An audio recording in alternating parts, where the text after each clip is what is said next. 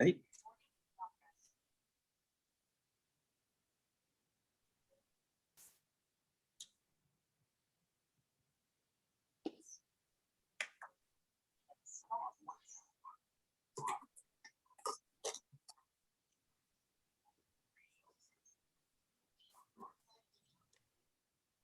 Wake that ass up!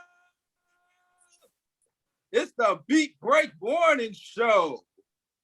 That's right, ladies and gentlemen, you're rocking with the best.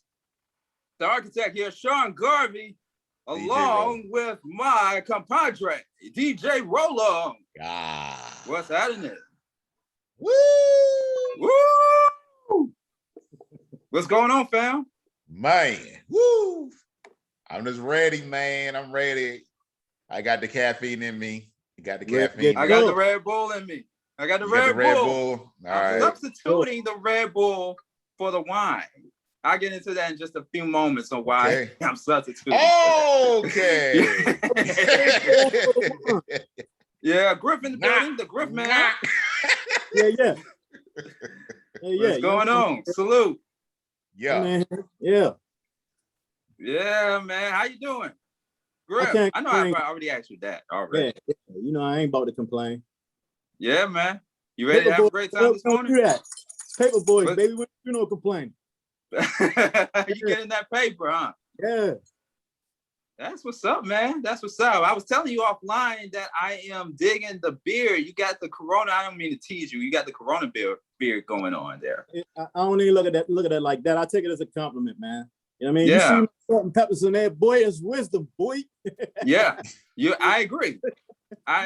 You know, I'm thinking about just letting the hair grow on my face. I don't have that much on my face right now, but I'm probably going to be ending up looking like you towards the end of the year. I got to give it some years. Oh, so you're going to wait till you get to my size and then, all right, I'm going to let it really grow, right? Yeah. Yeah, that's what we're looking like, baby. Roll him so faded into the black, you can't even see his beard. Let me turn on some light. Maybe that's the reason why. Let me get on some light because I want people to see. Get some sunlight in your life, man. Yeah, man.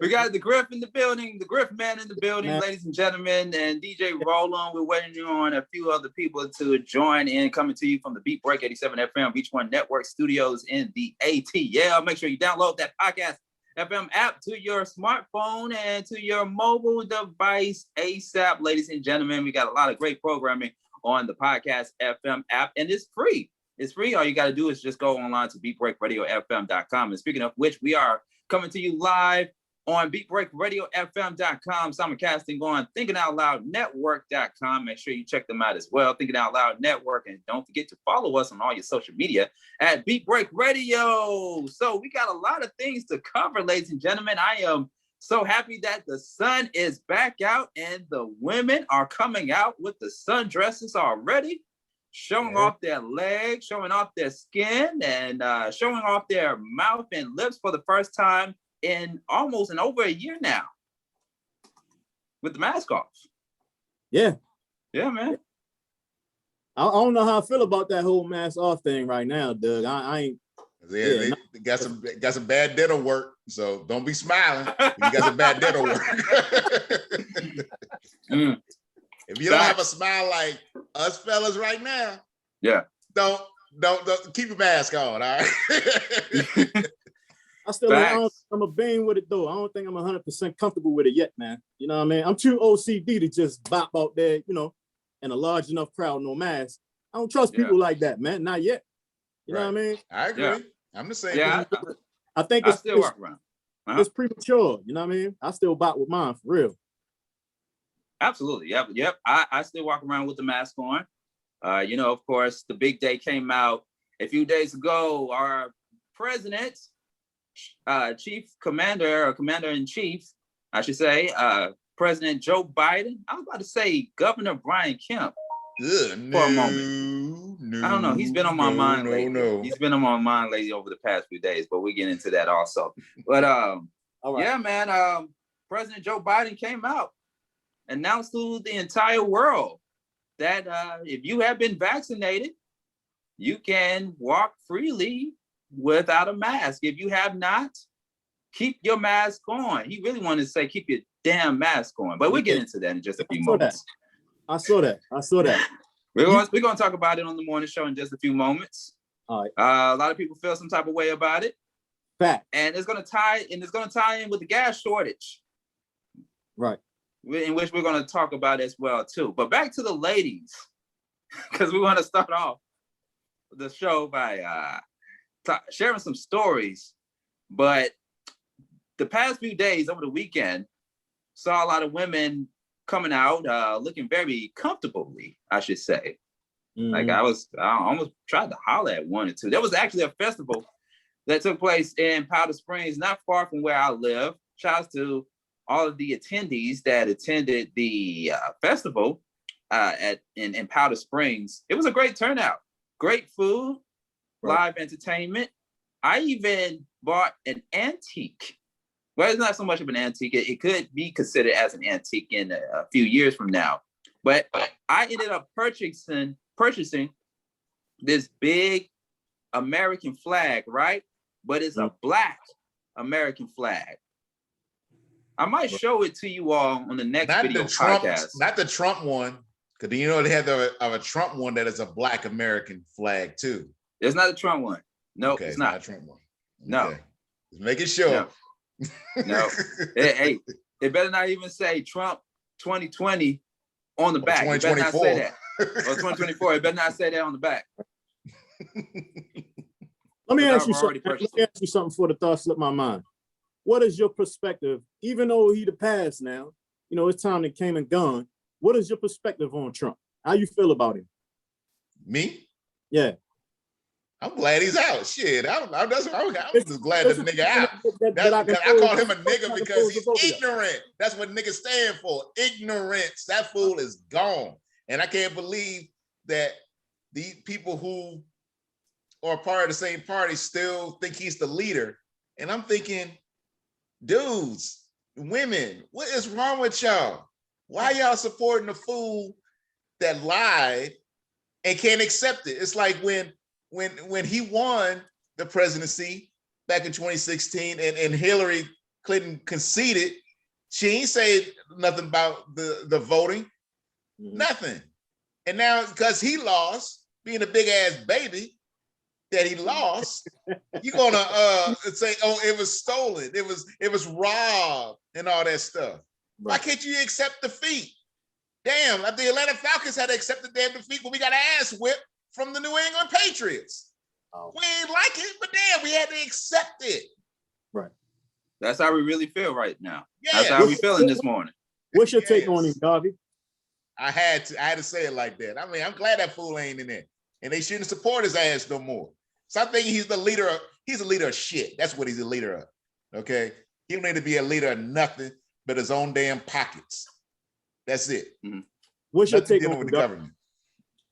My take on it is that he came, he conquered, and he's gone. He conquered what though?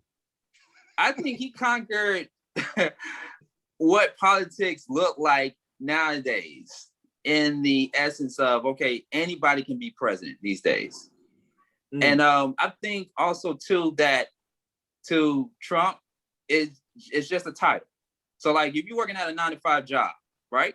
And you've been promoted to a different position than the position that you had, and you don't do it well in this new position, but you don't care, you're making a lot of money. It says it here on your resume that you have done this at this job. Right. And then now after 4 years, you leave the company. You either quit or you got fired. It's just a job title. Right. To me, it's just a job title. It doesn't hurt or does anything to Trump, because right now Trump is probably sitting on the beach, drinking pina colada and laughing at all the stuff that's happening right now under Biden's watch. That's how I feel about it. Right. But I do have, of course, apathy for the people who had to deal with some of the stuff that Trump laid down in the office that a lot of people didn't agree with. But at the same time, at the end of the day, it's like a 9-to-5 job. You clock in, you do your job. You don't do it well, you're like, oh, I don't care. I don't care if they fired me. I just go somewhere else and chill. That's my take on it. Okay, I can respect that. I can respect that. Both points of view, both perspectives. I can respect that. Yeah, yeah, man. Mm-hmm. So back to the women. That's more fun. That's like, I don't know how we transition. I played that one cool. You ain't hear me say something about it. I just got perspective, but you know. Yeah. Go ahead. Well, what's your perspective on it, real quick, Griff, man? We can get back to that, man. You know, you want to keep it on a lighter note, we can get back to that. No, yeah, you gotta. Well, you probably will talk about it off the air, but you have a very different perspective on it. Oh, mine's is a little more. I think mine's a little more direct. Okay. You want to get into the short version? Yeah, fuck it. He's a piece of shit. Okay, thank you. All right. Well, thank you. But I do have to say this too, though. I do firmly believe the incorporation of Trump as president, even with all the things he fucked up, to me was beneficial for the people, because it opened people's eyes to just how much we need each other and how little we need government. Okay. I take on that. Trump didn't just get to quit his job. The people got rid of that ass. The people got rid of him, particularly Georgia. Yeah. The people got his ass up out of there. I like what came of that, you know, the way people started to focus more on people, what we need, what we don't need, what we can incorporate without the powers that be, and actually becoming more of a collective. His whole movement was to be divisive, but it didn't do nothing but make the people more collective. So to me, he was a necessity. For the 4 years he had, that son bitch was a necessity so that we could snap out of the bullshit and figure out what we needed to do collectively to make things more beneficial for us. That to me was important. Ain't nothing about Trump I like, with the exception of the fact that he came in and showed his ass. If he hadn't have done that, a lot of the things that take shape right now regarding the people wouldn't be in play. I gotta give him credit for that. Him being an ignorant orange bastard put us in a position to start focusing more on each other. We needed him for that. We needed him for that. Yeah. So he was that kick in the ass that we needed, basically. Because I heard somebody say that. Mention that in a past conversation that we had. He was like that, you know, that ass kicker that we needed, because we can at times get very, very comfortable in the state that we in. And I think, you know, moving forward, you got to find the 4 years that Trump's been in office as a very huge teachable moment. You know what he was? Trump was the iron ankle bracelet on the elephant. He was our iron ankle bracelet on the elephant. It took us to realize that there was never really a lot on the chain. We just had that misconception. Gotcha. So like I said, man, that guy was needed. I appreciate him for coming in and fucking up. All right. I appreciate that. Hell the fuck ups. That's my take. I am the Griff man, and I approve this message. Right. Yeah. Hey, we got Michelle Dawes Bird on the line finally. Michelle, you there? I'm here. Can you guys hear me? Yes, ma'am. We can hear you. Oh, we see a telephone symbol though. Okay, yeah, because I'm still driving. I'm sorry. I'm just in a better space though. Yeah, but I'm gonna be careful. I got hands free. I'm hands free. Yeah, please stay hands free. You know, we still have that law in place here in Georgia. Absolutely. Yeah, indeed. You know, you coming in, we were talking about 3 different things within the 30 seconds we spent into the podcast.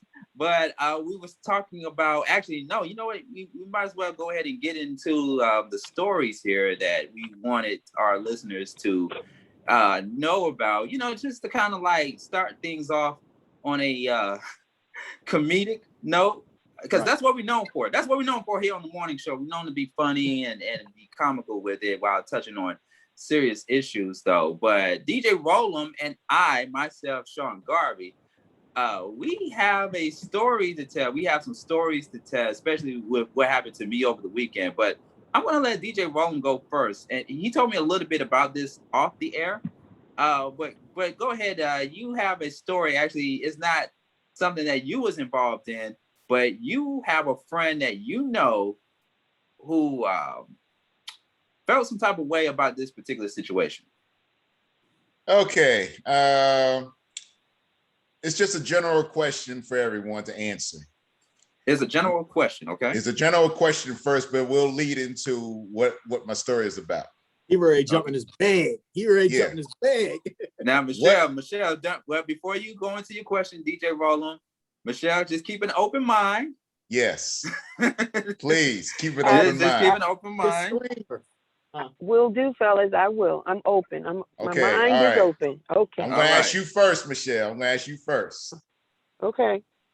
Are you first of all, are you in a current relationship? Yes or no?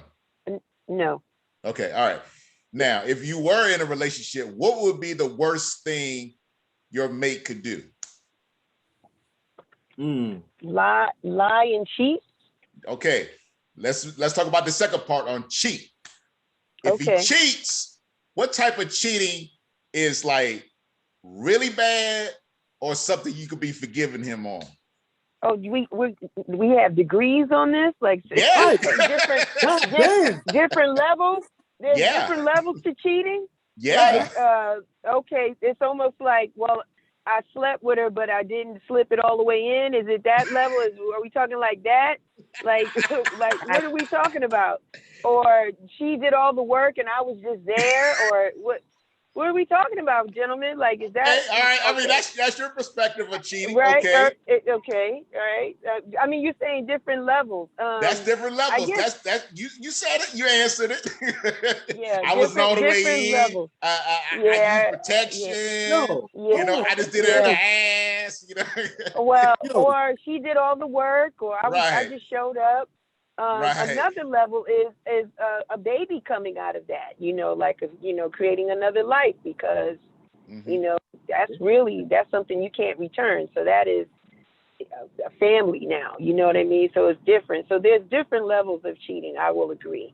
Yeah. And then there is emotional cheating, right? So then there's cheating where you're not even physical with the person, but you have an emotional exchange and you're intimate with them in conversation that you wouldn't be sharing with me if this person was with me and cheating on me. That would be another form of, I guess, unfaithfulness, or just really, pushing the envelope, if you will.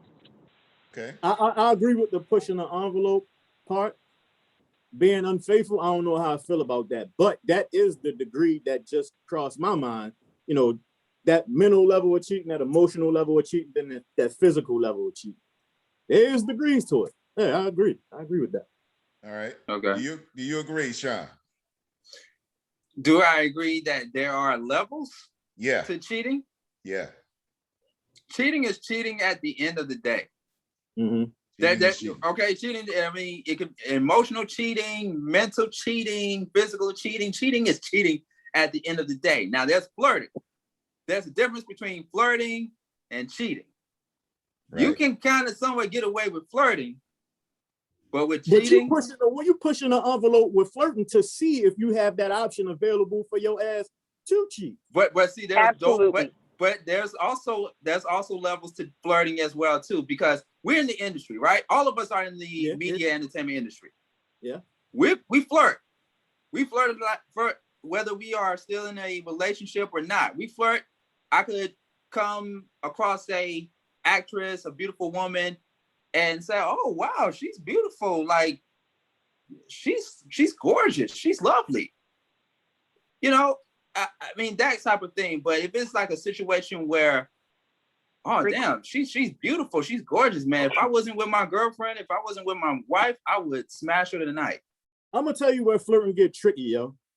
When you start incorporating these two elements, like flirting and being honest, You could tell a woman she's attractive just being honest. Don't necessarily mean you flirting with her. You just paying her a compliment where one was due. I think it's how you say it. I think it's the context at the end of the day. It's how you say it. Yeah, I agree. Because I can be like, oh wow, you beautiful. I like that dress. You gorgeous. You beautiful. Or you can switch it up and be like, damn, you so freaking gorgeous. You beautiful. Oh my God. Next thing you know, you got slob coming down your mouth and everything. Right. And looking her up and down, and looking her up and down like she's a piece of meat, and like she's so juicy and all that. Yeah. So there are different degrees even to flirting and how far you push that. I guess realistically, gentlemen, the thing is, if your lady was acting the way that you were, and I'm using you just general, not you, pointing you out, but if your lady was doing the things that you were doing, would you be comfortable with in that behavior? That's the answer. Who wants to take that? That's the answer. The question. That's the question. That's the question. Yeah, I definitely got an answer for that. Okay, what's your answer, Griff? What's your answer, Griff? I'm a different type of dude. I prefer a woman be brutally honest with me about everything, because my preference is not to lie. Whether I'm right or wrong, I ain't gonna lie. Like when women say shit like this, oh, I wasn't looking at him. I don't think he's attractive. You're a human being. I'm not, the woman that's with you is not going to view you as the only man on earth that's attractive. So to me, it's better that you just be honest about it. I can't be mad if you like, damn, he fine. You said that directly to me. So how I'm gonna be mad if that's how you feel? If I see it and I think she fine, I might tap you like, look, God damn, like, look. You don't have no choice but to respect that. But if say you on my arm, right? Your lady on your arm, you bottom with her, and you cut your head while she talking to you on the left, you looking right trying to see shorty ass, you dead wrong. To me, I think you're dead wrong for that. This is it. Yep. But to Griff's point, this is where communication comes in. And this is where, from the get-go, from the beginning, when you meeting that person, you have to tell them, hey, this is what it is. I can be a flirty type of person. Right. Or, I like this, or this is my lifestyle. Take it or leave it. If you came in a game with a bunch of chicks on your back, or she came in a game with a bunch of attention from dudes, and she's in this particular industry, or she do something specific that's going to warrant that type of attention, you got to be secure within yourself enough to be okay with that if this the person you want to sustain any sort of... it's up to you. It's your decision. Listen, industry or not, if she's bad, regardless of what her job or title is. If she's a gorgeous woman, that's what it is. She's going to get compliments regardless of where she's at or what she's doing or whatever. You have to be comfortable with that. Same thing with the guy. If the guy is a good-looking guy, the woman has to be comfortable in knowing that he's going to receive compliments. And I think what it is, guys, it's about the delivery of how you say that, because we can have conversation and we can admire. We look at people in Hollywood, or just as Sean said, in the industry, and you give compliments. You say, you know what, Angela Bassett is bad, or Halle Berry is bad, or any one of those women are bad. You say that mutually, and I say that, and the guy say, yeah, she look good, she's fine. Or Jada Pinkett Smith's mom, she's gorgeous. So it's like you say it's content, but if you being a wolf and be like, man, she's bad, and you grabbing yourself or holding yourself, and your lips you got water coming out the corner of your mouth, that might be on the borderline a little bit disrespectful in the way that you're bringing the message, but you got to set up that, you got to have that understanding. We are all human. I mean, that's what we're saying here on this conversation. And we have eyes that work and see, right? And so we should be able to express, hey, he looked good, she looked good, and it not be a deal, a deal breaker, and not be a situation. I mean, because we're human. We're human. And when we're not with our spouse or with our mate or person we're dating, the goal, we would hope we're going to get compliments. I would hope so. I hope that when I step out here, people that can see be like, you know what, that's a nice dress. She looks nice, even down to the smell good. If you walk too close, you know what I'm saying? She smells nice, man. Like, man, what's that fragrance? So we got to keep it 100. Like, we have eyes and feelings. It's the way that you manage it. And if you're that person that you're going to flirt and push it to the left, push it to the limit, you got to keep in mind, strangers don't know that you're flirting or how far you're going. Maybe your intent is not to smash at all, but some of us are out here looking for that attention. So if you're flirting, some people may say, where's this going? You always flirt with me when you see me. You always say those things to me. So you got to be careful. Gotta be careful. These two things definitely tie into each other. Like this part of the conversation with flirting and Roland's point regarding cheating. To me, they both tie back into a sense of being direct. Like, you shouldn't have to worry about a person cheating if you're dealing with an honest person. Before they even reach the point of cheating, they're gonna let you know where their emotions lie. They might just make you aware of the fact that I might potentially be interested in somebody else and I'm not sure why. That'll give you a fair opportunity to assess what you want to do with that information. Most people really don't have that sort of caliber about it. People will try to hide it or sugarcoat it or flirt, be slick, see what they can get off grid, that type of shit. I prefer a person just be direct. Like, them two things tie directly together. Okay, so I really want to get into why DJ Roland proposed this question.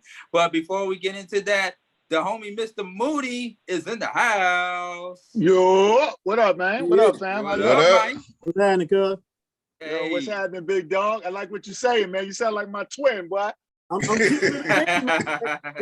it a bean. And for me personally, it's stemming from my character and me being in a relationship now for 21 years.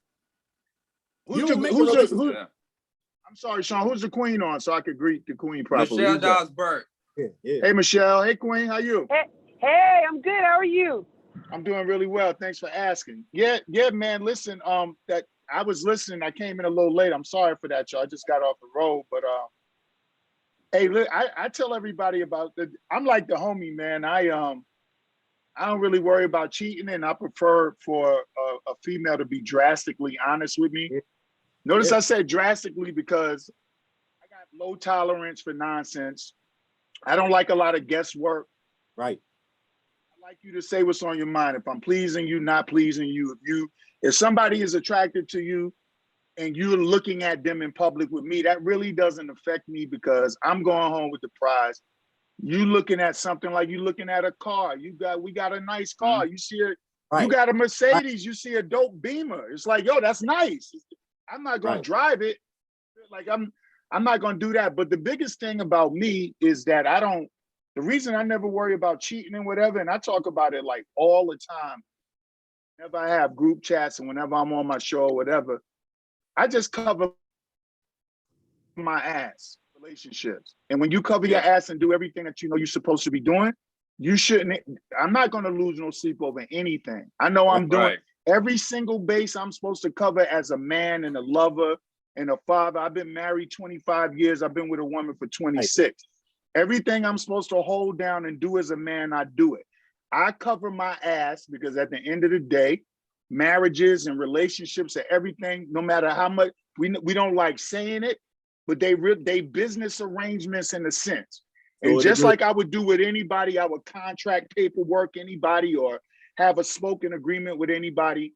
I'm going to do what I'm supposed to be doing financially, physically, emotionally. And if you step out, you do what you're not supposed to be doing, I could throw my hands in the air and go, that's all you, because I did everything I'm supposed to do.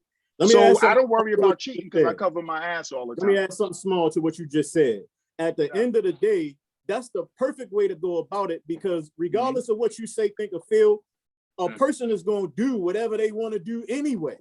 Can't control it.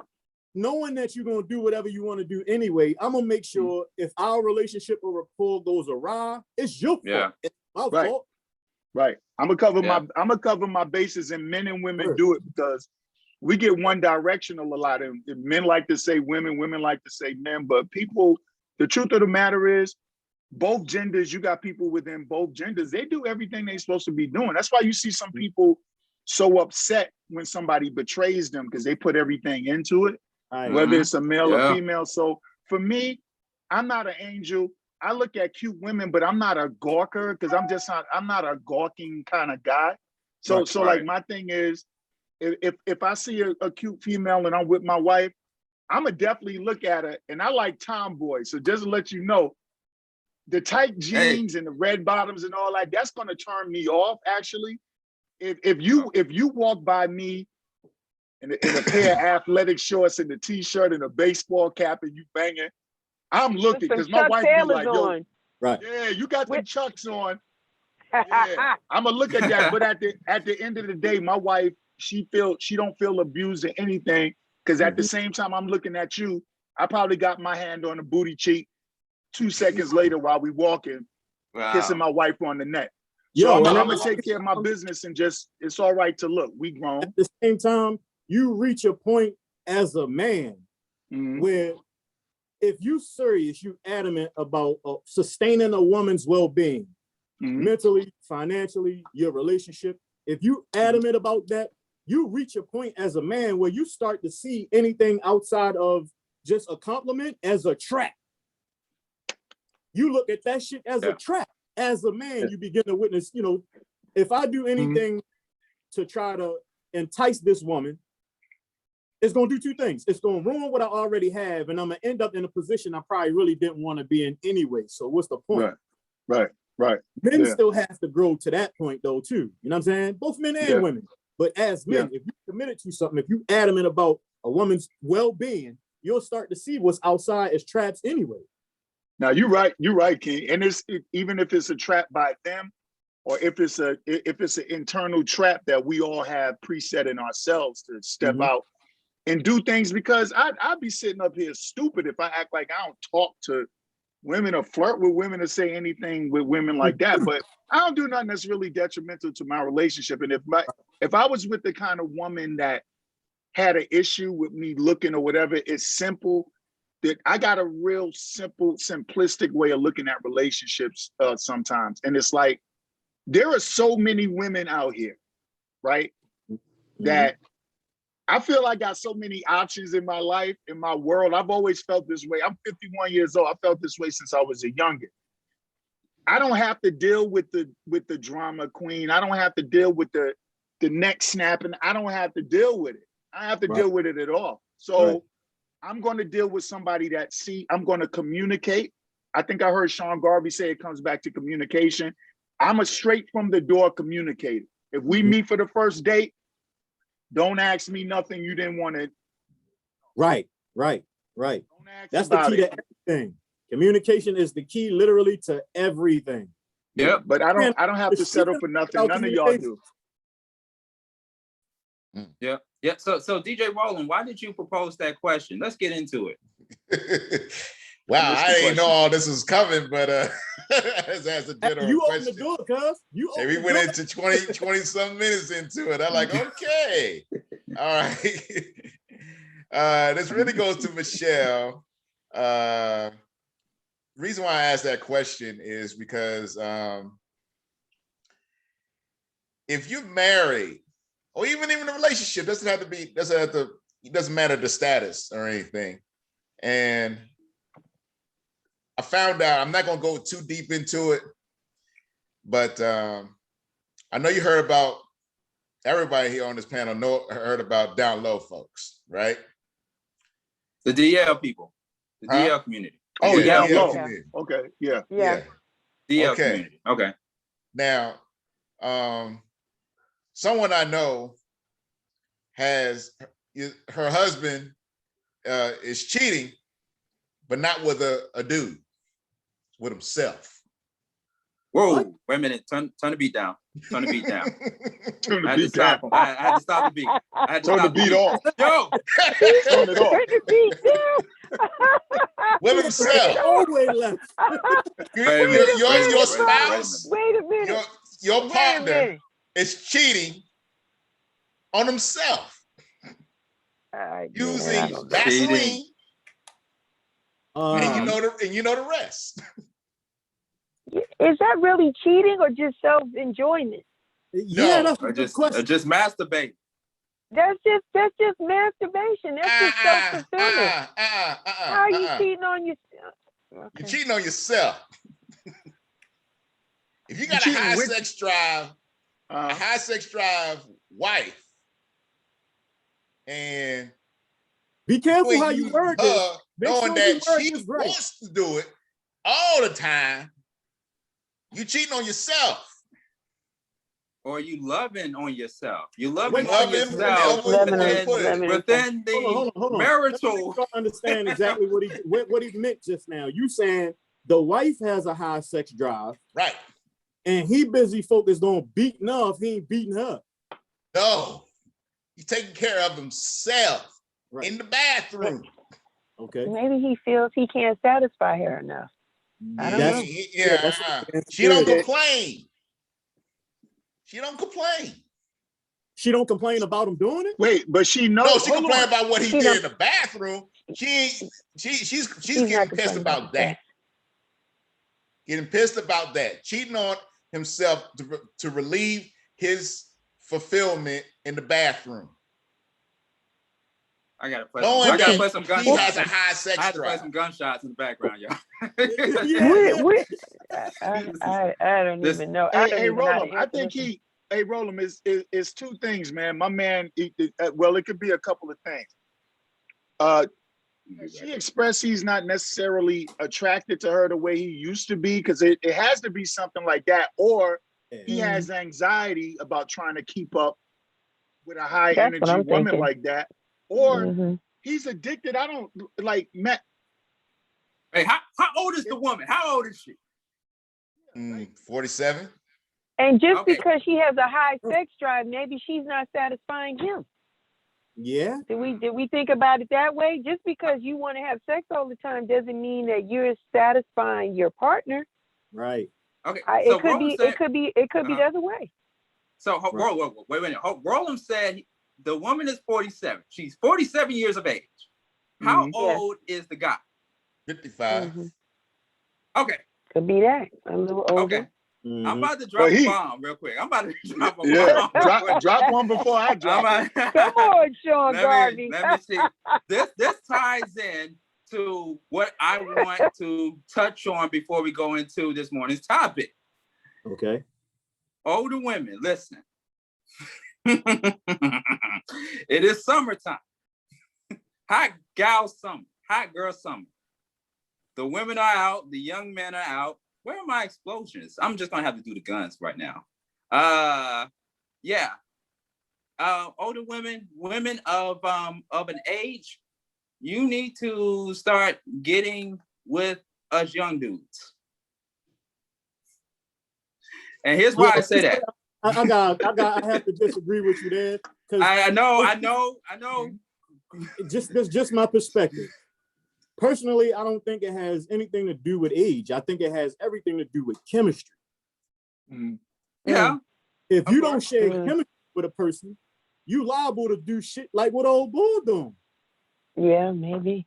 If you don't have chemistry, if she don't have chemistry with him, so as to not hurt his feelings, she could potentially just accept that behavior because she love him. I think it had more to do with chemistry than age, man. That's just my perspective. Okay. I respect that. And I see that. We're talking about sex though. So in the grand scheme of things, when it comes to sex, and the older you get, certain things can and will change in the bedroom. Yo, but you can with a person at an older age and they'll make you feel young again. That's where I would come in. At an older age. That's where Sean Garvey would come in. This is where I will come in. Hey, by the way, nobody, men or women, we don't want to. That's that thing when you learn term. I think it was the OG. He was saying he was married for 21 years. You married for 21. Yo, listen. We don't always want to. Sometimes it's easier to lick shots in the air, man. Like I don't always want to be on top. Sometimes you don't always want to do that physical thing. Like sometimes, the queen I may not be home, and I may be on my way home, and sometimes you don't want the sweat and the huffing and the puffing and the growl. You just want the easy. You want the quick thing. You want the quick thing. I understand what you're saying, but me personally, I like the fuck. if you got an old woman, no doubt. No, yo, listen, bro. Put it out there. Woo. Period. Period. That's what he's saying. Period. I get in my moments when I was younger. I'm one of them in shape, cardio ass, saying young boy, no grade 51-year-old. So I got an engine on me. But to be honest with you, 41 with grade with an engine. Well, you distinguish. Well, that's distinguishment, but that's distinguishment. You know what I'm saying? But yo, it's like sometimes after, with 25 years of marriage, you also got to keep it spiced up too. Because when I was a bachelor, I was sleeping with so many different people at one time. Like some days I wake up crying now. And I just get on my knees and look in the sky and say, thank you, Lord, for not giving me HIV. Because I don't know how I get it. Because I was out there wilding. And it's more exciting. It's funny. We traveling the world. We traveling through all these states and stuff. But when you pacing yourself long-term in a relationship, I know my wife and I, we got a real healthy sex life, but I just know it's just certain times with her, she ain't mad at me or anything. She just kind of don't want me on top of her. Just kind of don't want that at the moment. She just want something different, and I'm fine because I'm not much of a masturbator, but let me tell you something. Go ahead and do the beats. Do the beats by Dre's, because let me tell you, that's better. Do the beats by Dre. Yeah, do the beats by Dre, son. That's better than you going outside of the house and getting beat. Like with my man's right there, he may have some kind of dysfunction where his woman overpowers him or feel secure about something. Because I can't imagine somebody that got it, that's rocking out like that, prefer to beat off all the time. Right. Say that she's probably a little aggressive and he ain't got no basis.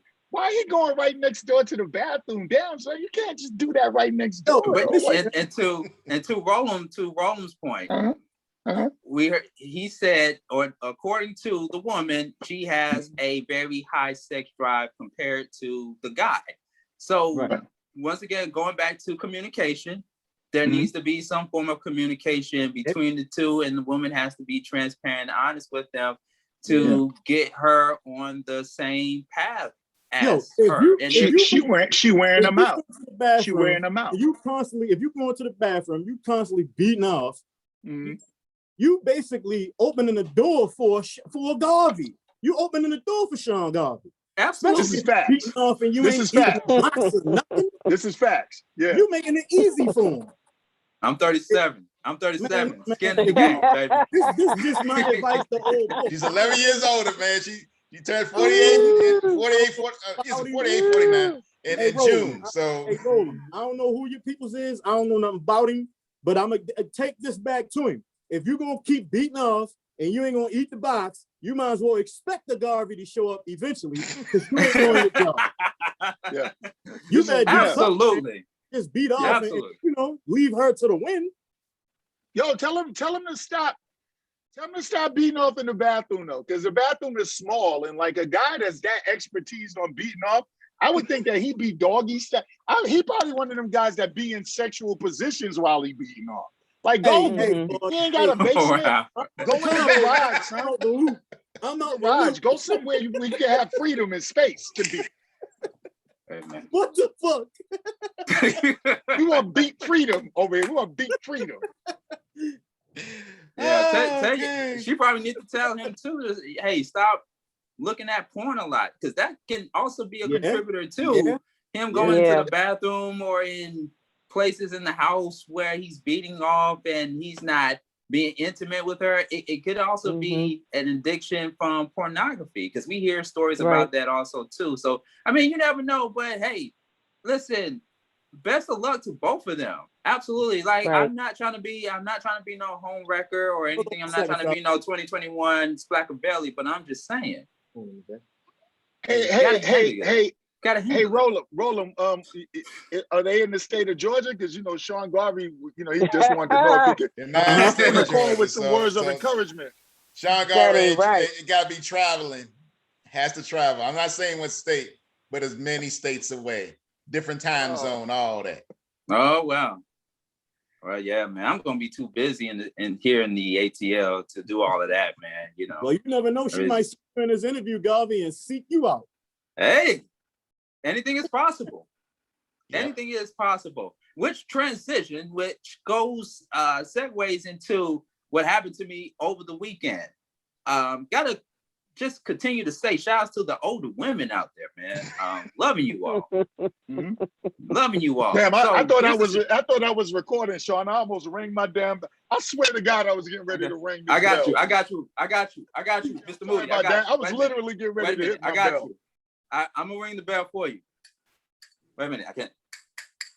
Oh, I got that bootleg bell. Mr. Moody got that point bell. But God damn it. He ain't no member of my bell family. But I just let you know I do got a bell. I'm trying to be like you, Mr. Moody, but I do got the applause though.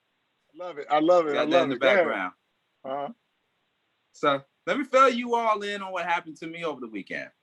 Okay, so I mentioned earlier in the podcast that I went to a festival that took place here in Powder Springs. And I met this woman, not at the festival, but on a dating app. And you heard me share stories about me being on dating apps and my adventures with women that I have met on dating apps and what have you. But this one was different, conscious, into the same music as I, into art, into poetry, museums, all that great stuff. And she's attractive. And she's older than me. Shout out to the older women. So, making a long story short, I'm at the festival, just looking around. She texts me and asks me if I could send her a funnel cake. I'm like, okay. The whole matter is how you want to get the funnel cake. But she's insisted that I bring it over. I was like, okay, cool. Now I don't know her from a can of paint, so I'm taking a risk here. I'm taking a dare. Like, I don't know this woman's last name. I don't know much about her, but she said to send her a funnel cake. And it's daylight. It's daylight. So something in me, my spirit told me to go ahead and do it, which I did. You know, she gave me the money to buy the funnel cake and what have you. I'm like, I'm not going to pay for a funnel cake for somebody that I don't know. Right. Right. And on the way over there, she also asked me if I wanted to stop by and get some drinks. And when she said drinks, I don't mean high C or Kool-Aid. Right. She mean drinks. I'm like, oh, okay. But I didn't get a chance to stop to get drinks because I was just like a few moments away from her apartment. And I showed up to her apartment with the funnel cake. No drinks in the hand, ladies and gentlemen, just a funnel cake. And she greeted me. Cake. Funnel cake. Yeah, funnel cake. The plain funnel cake. To be more descriptive, Roland, no cherries, no strawberries, just a plain funnel cake with the powder on it. With the powder. With the powder. I was going to ask. Just one funnel cake. One. Just one funnel cake. One funnel cake. One funnel. That's right. Yeah, man. Yeah. So she greeted me at the door. You know, we exchanged pleasantries and what have you. We sat down and talked. And she said that, hey, let's go to the wine store. Let's go to the wine store, not far from where she lives. I was like, okay, cool. So we went, looked around at a collection of wine. Now, this wine place looked like the Office Depot version of a wine shop. Right. They got everything that you want. Everything. They got the light stuff. They got the heavy stuff. And we got the turn up, heavy stuff.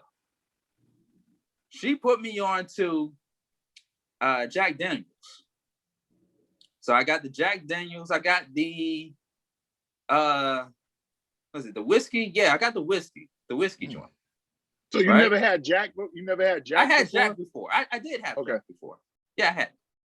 So I got the Jack Daniels. I was about to get something else, but I ended up getting the Jack Daniels. I got the Jack Daniels and the Coke, and Coca-Cola. Got it, purchased it. I was like, okay, cool. I'm going to get tipsy. I already know. I already felt it. I was going to get tipsy tonight. Not drunk, but tipsy. So we went back to her place, and she brought out 2 glasses, the big glasses. It's like, okay. I kept telling myself, I'm not going to get drunk. I'm not going to get drunk. I'm going to be alert. I'm going to be stable. I'm not going to be like I was years ago. And I told DJ Roland this story that happened years ago, but remember it. I remember it. You remember that? Yeah. Yeah. Yeah, man. You called me. And it was in the middle of the night too. Yeah. Yeah. So I got so I ended up drinking the glass, thinking that I wasn't going to get drunk. All of a sudden, I was like, whoa, my vision was out of whack. I started laughing a lot. Me and homegirl, we was kicking it, we was vibing. And I was like, oh shit. Am I tipsy or am I drunk? Right? And guess what happened? I gotta stop the beat for this. I find myself walking in and out of her apartment, yo. Whoa. Huh? In and outside the door of the other apartment. You mean you walk in and out? Excuse me, sir. You were drunk. Yeah. Yeah. You were drunk. And that was and it confirmed it. It confirmed it. I was drunk, ladies and gentlemen. I was drunk. I was impaired. Right? I'm thinking, okay, I'm drunk, but I'm not going to throw up. I'm not going to throw up. I just need some fresh air. I just need some fresh air. He can't do that, yo. Not now. Next thing I knew, I was like, no, you didn't. Oh, man. Yeah, man. I started You let it go? up. You let it go? I let it go. I let it go outside of my car. Dang, cuz. And it wasn't the first time. This happened 3 or 4 times. 3 times that one night, and the 4th time after I left her place. You say you puked 3 times that night? 3 times that night, yeah. True story. So there was no intercourse involved here. Because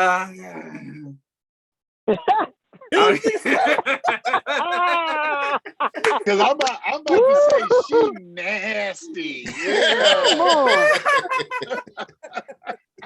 I don't kiss and tell. I don't kiss and tell on this show, man. Hell.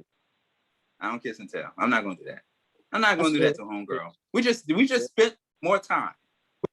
We spent time. That's what I can say. That's the political answer.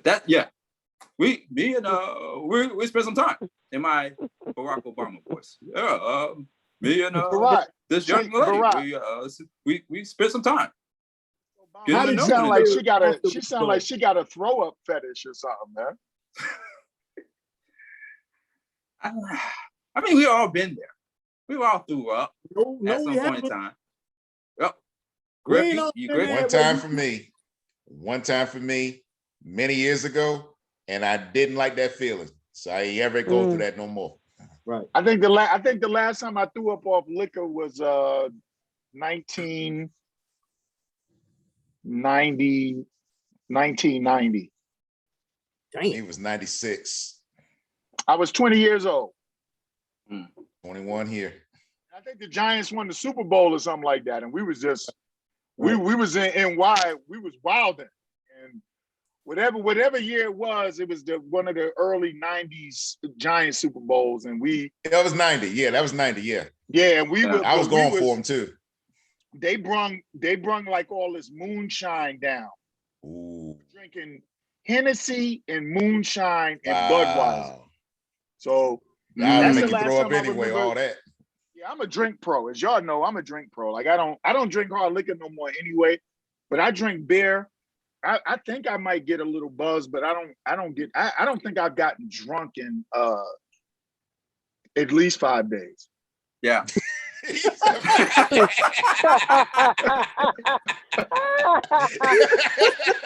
knew you better say 5 years. You said 5 days. The whole bless his heart, bless his heart. At least that. At least. You know, that's like the last Mother's Day, right? Like something like that. Okay. Because I'll always love my mom. So yeah.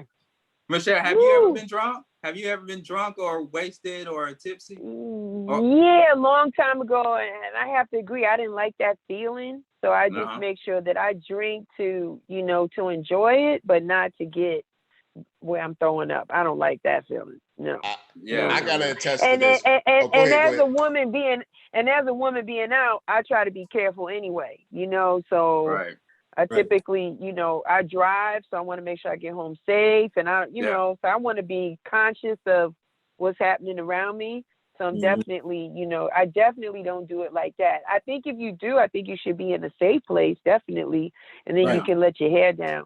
But I don't like that throwing up feeling. No, it's nice going down, drinking. Oh, it's real good. Oh, this is so good. Oh, I'm not drunk. And then you be like, whoa. So I'm like, nah, I take it easy. Yeah, it sneaks up you. Or the liquors that sneak up on you, you really got to be careful. And, you know, dark liquors, you know what you're dealing with. As soon as you open up your mouth, you know what you're dealing with. But the sweetie drinks or mixed drinks, you know, you think you handling, throwing it back like it's juice. And then it catches up with you.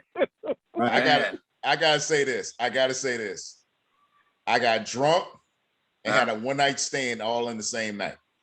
Woo! Was that a good night? That was a good night for you. That's the plan. Yeah, no. Wow. Yeah, no. I mean, it was a trip on what happened. I mean, I'm not gonna get into too much detail. All I know is that type of drink you saying, the sweet ones that just sneak up on you. You know how they have the mixed bottles, mixed alcoholic bottles. Not like the wine coolers or anything, but those bottles. I was mixing them together. Wow. Yeah, I was doing that. And I had about 12 solo cup drinks like that within probably a 3-hour span. You was lit, cuz. Seriously lit. He's trying to prove a point.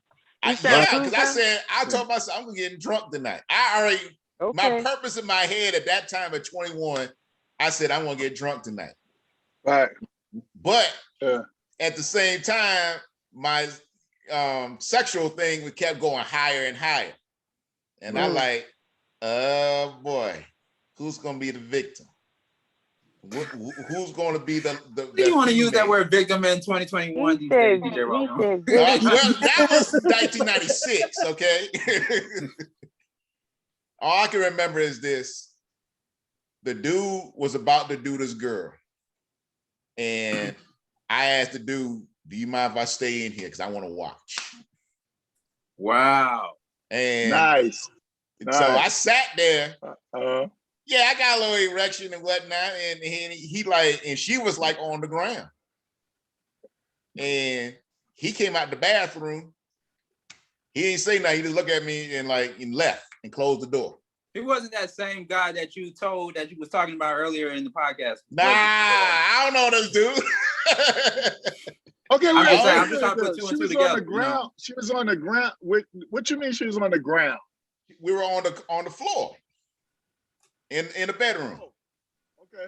You are on the floor. Were you all like in the Indian style? Nah, I mean I was sitting against the wall or something. She was laying down. Left. Yeah. I was rubbing on her. She responded. You said ground. I said, yo, my dude we were in the bedroom. It was a house party. It was a house party. It was a house party. And no doubt. Yeah. It was a house party with no kid and play. No kid and play. No. But there were some kids that were playing though. For real. No. We all young. Probably the oldest one was there with 24. Nice. Ain't gonna hurt nobody. Sean Garvey, I want to say something about older women when Roll'em is done, because there's something special about older women though. And and drunk. Yeah, go ahead, roll it. La la la right. la la. All I know is that I was rubbing on her. Oh shit! He ain't stop. But here's the bad part. So of course I did what I did. She thought I was the other dude. No. Yeah. Because And remember, you the slid other on in there, dude was in the room with her when I yeah, but came he's in there. gone. Yeah, Huh? but did you slide in? You slide in as him? Did you slide in her as him? Ooh, okay. Okay. All right. I gotta ask Now, this she question. was drunker than me. She was drunker than me. Wow. Oh, okay. So I gotta ask this question moving forward, DJ Roland. Should we be worried? Yeah. Should we be worried? 30 years later. Was that Thank you. Thank you for saying that. Was that consensual? What do you mean? That doesn't seem consensual. Yeah, like Well, the act was already over. What? Whoa. You did it. You didn't realize she knew you was the other dude until it was over. Right. Okay. To see that, I got that. Because she didn't resist. Well, I didn't she force. thought it was him. Afterwards. Okay, so let's talk. All right, what about the day after or 2 days after? Did she realize what happened? Did you all still talk, or what was the outcome? We never talked since then. Yo, no. I feel some type of way about that, but you know, to each their own, I guess. No, it is, but y'all got to understand. Like, no, I totally understand that too. But the whole thing is, Roland don't know that she doesn't understand that's him. Don't know that. Okay. He just got somebody participating with him, and so Roland does something. Then it's all said and done, and then there's a moment of clarity, and she's like, "Wait a minute, you're not dude." And Roland was like, "No, I'm not. Like, did you think I was dude?" It sounds like he's saying at no point in time did she even. He just thought she was a willing participant. We've kind of been in stuff like that, but like for me, with drunk women, and I think his maybe a little bit of difference. I'm not bragging about it because it's not a good thing, but I've been drinking since I was 16. Mm-hmm. So by the time, and I've been traveling all over the place, fighting and playing basketball and doing music from 1986. So by the time I was 17 or 18, the one thing that I understood is that if you want to repel me like garlic, a vampire, a drunk woman in front of my face. I don't give it. Yo, let me tell you something. I could be the horniest dude in the world. I could be whatever. I don't deal with drunk women. Stay my wife. And let me tell you why. Because at any point in time, they can wake up off of something I didn't think. Like, I want y'all to think where Roland is coming from. Roland is like, yo, we in those days, Mans is in there with a chick. I come in, she see me. Yo, he break out. Me getting it on and all that. And then afterwards is she get this clarity, like, I thought, would Roland have done that if she had said, wait a minute, you're not so-and-so, you shouldn't be in here. Right. I'm sure he, you know what I'm saying? So not making excuses, but I think that's what Roland is saying. So like the one thing I learned, we were in LA one time. We had a bunch of dancers from a video. We was down in West Hollywood. No, we was down on Sunset Boulevard. And they was in the hotel and we had just done this video shoot. This was years ago, a long time ago. And we tossed it up. So we tossed it up, but we had to go to the studio after that. And we was like, yo, we leaving. We was doing what we do. It's like, you got like 11 of us and you got like 7 of them and we got adjoining rooms and we getting it in and people are drunk and people are high. So we do what we do. Well, one of the chicks was like, yo, I'm an artist too. I want to roll with y'all. We was like, nah, I don't really work like that. Like we did what we did and we out.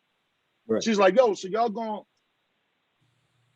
F me and y'all just gonna bounce? We was like, yeah, I mean, this is at least what we thought we was gonna do. It's kind of like what we thought the agreement was gonna be. So what she did, her friends that was with her, they was like, why are you bugging? Because we know what time it is. Like, we leaving. We out of here.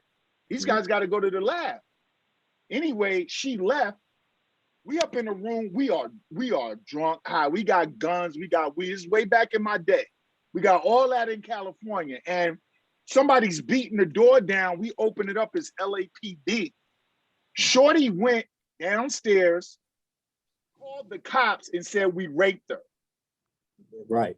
Like a Tupac thing. Raped her. Nobody came close to raping her, dude. She was voluntarily walking back and forth. Yeah. Super duper voluntary. We spent a whole day clearing that up. It's a whole day.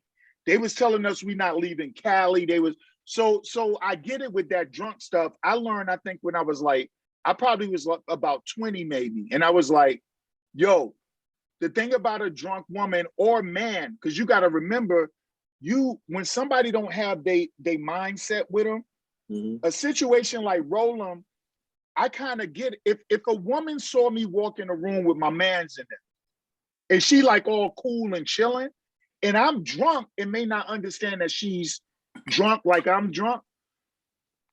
Many of us, I don't want nobody to put their stuff out there, but how many of us have, had some side-by-sides on what they call trains and things like that? You don't really know, but Roland, what I thought initially till I figured it out quickly, is that you knew she didn't know. Figured that out quick. That wasn't what you were saying, but if you were saying that, I was about to do one of them, hey guys, gotta go. My phone ringing. Out of here. Right. That's not what he was saying though. He was like, she's not, he thought she was down with the program. Then they done, and she's like, oh shit, I didn't know that wasn't him. Because Roland, was she mad? Nope. I'm saying, like, I get. Nope. He said it very casually. Right. Like, I know. Nope. She wasn't mad because she knew. She was like, oh, but Sean, about the drunk. The last time I was super duper drunk out of my mind that I could think. Yeah. We was in Cali again with Pendulum Records. And this is the night I actually met my wife. Meet her in a way that you would think wild people like us would meet somebody. She came there with a friend of hers who's a copywriter. She cleared a lot of samples back in the day. Okay. And she came there and she came to get her little sister autographs from the group. And so what we were doing when they walked in the door, we were on the 9th floor to make a drink called Head Crushers. And so what a Head Crusher was, is you would get a 40 ounce, you would guzzle half of the 40, then you would put Hennessy, Crown, Jack, 51. You put everything in that, close it up, shake it up. You put them on the counter, but you keep drinking and smoking the whole time. And then when you drink the concoction, we call that a head crusher. So when my wife, who I didn't know would be my wife, because she was in there looking like a bum because she came for her sister to get an autograph, but she didn't want to be bothered. So she was literally dressed like a homeless person. When they walked in the room, it was 3 of us on the 9th floor, the balcony, crunches with our legs looped around the column, the balcony. We was 9 floors up, crunches. High, all get out. Could have fell, could have died, could have did whatever. That's the last time I remember being FUBAR. And I haven't ever been FUBAR since then. Wow. Dang. Hey, before it slipped my mind. Yeah, I have been intoxicated to the point where I heard before, but never where a chick was involved. That's what I was trying to say earlier. I definitely puked off some liquor before. But never Gotcha. Well, would it be fair to say, and we're going to go into our topic, so would it be fair to say that the older woman that I was involved with over the weekend, maybe it was her way of trying to get me drunk? And that's why I was asking you how you felt about it afterwards. How'd you feel I felt about great. it? I felt great. I just didn't like the fact that's awesome. that I just didn't like the fact that Oh, boy, say he felt great. Right. Right? I mean, come on now. You all know why I said I felt great. Yeah. Okay. All right. But I can't do it anymore. That's why I want to try to stay off the hard liquor or just the liquor period for a while, because that throwing up thing and the hangover and stuff like that is I just don't like that. I like being tipsy. I don't like being drunk. But I have to watch my limit, and sometimes I will make a mistake and slip up and say, "Oh, let me get another one. Let me get another one. Let me get another one." Like, no. You didn't figure out your limit yet after all these years. I know, man.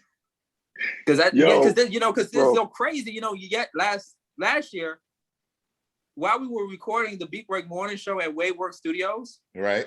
I was high. I wasn't drunk. I was high, and I threw up. You threw up off the chronic? I remember that. Yeah. I didn't throw up in front. I didn't throw up in the studio. I did the same thing that I did over the weekend. I went outside and I threw up. Yeah. Wait, you threw up off the smokes? I threw up off the gummies. Oh, okay. I remember that. Yeah, and we played it off very good too. We played it off very good. You was there that day, Rolling? Yeah. Everybody, I remember that. What the hell is wrong with Garvey? What's going on? I said he doesn't know his limit yet. I'm like, after all these years, even after he called me when he was totally drunk and about to do the girl and whatnot. I did that. I did that. But even after that, I threw up. So it's like in certain scenarios where I'm in, I have a tendency to go above the limit, and afterwards I throw up. So I'm learning my limit as I go along.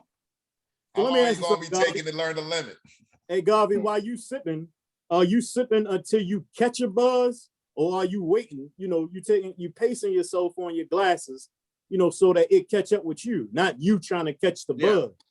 Right. So what I'm basically doing is, it's like I will sip and taste, and I'd be like, okay, I know that if I keep drinking and drinking and drinking, it's going to affect me to the point where I'm going to get drunk. So I have this habit of when I'm socializing with people, when I drink, I socialize, right? So I'm a social drinker. Right. But I have this habit where I keep drinking while I'm talking, or while I'm engaging with that person. You know what I mean? It's like a habit. It's like, not like, okay, let me take 2 sips, put it down, and then I stop. It's like I keep drinking. So you find a comfort in a conversation with the glass in your hand. Yeah. Right. Yeah. That's a force of habit. That's a force of habit, but I'm learning as I go along. So I gotta be in that disciplined mindset to tell myself only two, Sean, and that's it. I gotta keep telling myself that. So in the meantime, depends on what 2 it is, right? Depends on what 2 it is. Yeah, right. That part. You drink beer, or you only drink hard liquor? I drink liquor. I don't really, I drink some beer, but I beer, I'm not really too much of a fan. I'm more of a fan of wine. I'm a wine connoisseur. I heard Michelle. She's like, After 1996, I already know my limit. That wasn't one me. time. That was somebody. That wasn't me. That was somebody else that gave you the Oh, that wasn't me. I would tell you, all I gotta say is this: after being drunk one time back in '96, I know my limitations because I get to it, and then I enhance it by inhaling blacks. So I already know my limitations. You got to get them up, cuz you got to. I don't do it like that. I'm just saying that's how I used to be. Right. I used to inhale. Last time I inhaled about 4 or 5 blacks. and I drank about 3 or 4 20 ounces. Was on my homeboy's bachelor night. That was the last time. I think that was 2010. Yeah, 11 years ago. That's how you catch that balance, though. When you don't want to over drink, you'll burn a Black and Mild or a Newport or some shit like that to balance it out. Well, I felt good. That's all I gotta say. I was good. So I ain't got that part in so long. So I'm good. So I already know what my limitations are. Right. Yeah, man. Well, I want to give a shout out to all the cougars that have taken advantage of me when I was underage, and I want to say to you all that not only did they teach me how to have sex, but you know, Sean Garvey, the cougars taught me how to drink because I was a wild dude. And what I never forget when I was 17, I slept with a 36-year-old woman. At that time it was the oldest woman I ever slept with. But I was a different 17-year-old because I had my own place. I was earning my own money and stuff like that. And so, but she was 36. And we went out one night, we went to a bar. I didn't have to show ID in the bar because it was Brooklyn, and I'm Brooklyn. Everybody, I am Brooklyn. And so we would just go in there and we would drinking, and she was like, you gotta slow down. And because I was just guzzling, I think it was crap, whatever it was, drinker. Like right now, like I told y'all, I've never been much of a smoker. I did smoke weed here and there. Never been a cigar guy, never been a cigarette guy. I smoked one cigarette when I was locked up. I was about to get beat up in the cell because I smoked the cigarette and it almost killed me. And everybody was like, yo, he's a chump. Yo, he can't smoke a cigarette. One toke and I almost died. So it was one toke of a cigarette. Never really been a cigar smoker. Did smoke a little weed back in the day. I always been a drinker. I cut the alcohol out in the hard liquor, I should say. I cut that out in like 2015 or 16.